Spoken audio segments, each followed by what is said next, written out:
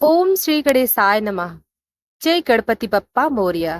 प्रिय भक्तों, आज हम आपको सुनाने जा रहे हैं आषाढ़ मास की विनायक चतुर्थी व्रत कथा, जो न केवल विघ्नों को हरती है बल्कि आपके जीवन में बुद्धि, शक्ति और लक्ष्मी का वास कराती है। ये कथा व्रत की महिमा, एक राजकुमार की कथा और गणेश जी की प्रत्यक्ष कृपा को समर्पित है। प्रिय भक्तों, यह चतुर्थी भगवान गणेश के संकट मोचन स्वरूप की पूजा के लिए अति श्रेष्ठ मानी जाती है। जो भक्त इस दिन व्रत रखते हैं, उन्हें संतान सुख, धन, विजय और हर कार्य में सफलता मिलती है। यह व्रत विशेष रूप से राजयोग, कन्यादान और विवाह में आने वाली अड़चनों को दूर करता है। प्रातः ब्रह्म मुहूर्त में उठकर स्नान कर लें। गणेश जी की मूर्ति या चित्र के समक्ष दीपक जलाएं। उन्हें दुर्वा 21 दिन के शुद्ध जल, गंध, अक्षत, मोदक और फल अर्पित करें। ओम गंग गणपतये नमः मंत्र का 108 बार जप करें। दिन भर व्रत रखें, फलाहार या निर्जल। संध्या समय गणेश चतुर्थी की कथा सुने और आरती करें। रात में चंद्रमा का दर्शन करें। प्रिय भक्तों, अब आइए कथा को श्रवण करते हैं। बहुत प्राचीन समय की बात है। मालव देश के एक राजा थे, राजा रत्न केतु। उनका एक ही पुत्र था, राजकुमार धीर केतु। धीर केतु अत्यंत तेजस्वी परंतु अहंकारी था। एक बार वह गुरुकुल से लौटते समय एक विशाल वन में रास्ता भटक गया। वहां उसे एक गंधर्व कन्या मिली, सौम्या। दोनों में मित्रता हुई, प्रेम हुआ और विवाह की इच्छा प्रकट हुई। किंतु उसी रात धीर केतु को एक नाग ने डस लिया और वह अचेत हो गया। वहीं एक वृद्ध साधु आ पहुंचे। स, उन्होंने सौम्या से कहा, बेटी, यह स्थान विघ्न वासिनी चतुर्थी का है। आज आषाढ़ मास की विनायक चतुर्थी है। यदि तुम आज दिन भर व्रत रखो, गणेश जी को 21 दूर्वा और 21 मोदक चढ़ाकर यह कथा सुनो, तो यह राजकुमार अवश्य जीवित होगा।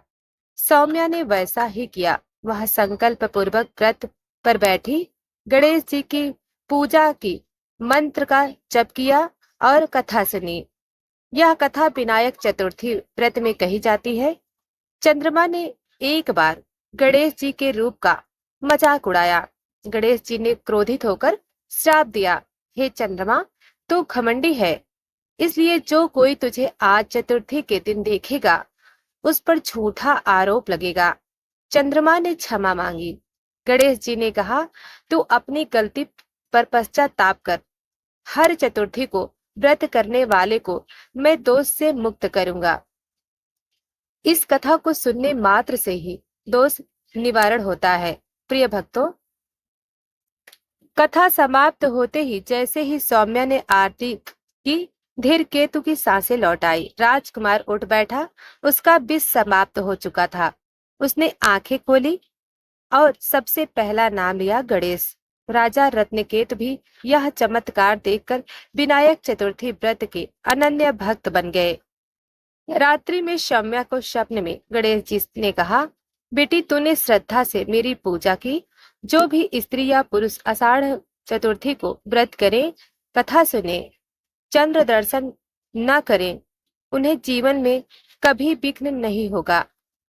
वे यश, वैभव और संतान से सुख से परिपूर्ण होंगे। प्रिय भक्तों, यह थी आषाढ़ मास की विनायक चतुर्थी की दिव्य कथा। गणेश जी केवल संकटों को हरने वाले नहीं, वे सद्बुद्धि देने वाले हैं। उनकी कृपा जीवन को उजास भर से भर देती है। प्रिय भक्तों, अब आइए सुनते हैं एक और अद्भुत और दिव्य कथा, जहाँ एक रानी ने अपने जीवन की सारी इच्छाओं को त्याग कर केवल गणेश व्रत किया और श्री गणेश ने उसे पुत्र भी दिया और राजवंश की रक्षा भी की। गणपति बप्पा मोरया। बहुत समय पहले सिंध प्रदेश में एक पराक्रमी राजा हुआ करता था, चंद्रसेन। राजा यशस्वी था, धनी था, परंतु एक भारी दुख था, उसे कोई संतान नहीं थी। राजा ने अनेक यज्ञ, पूजा और व्रत किए, किंतु सब व्यर्थ रहे।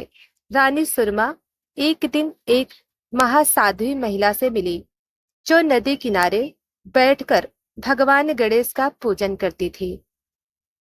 साध्वी ने रानी से कहा, यदि तुम विनायक चतुर्थी के दिन पूर्ण निष्ठा और मौन व्रत के साथ गणेश जी का पूजन करोगी और उन्हें 21 मोदक अर्पण कर अपनी इच्छा त्याग दोगी, तो भगवान गणेश तुम्हारी गोद भर देंगे। रानी ने वही किया।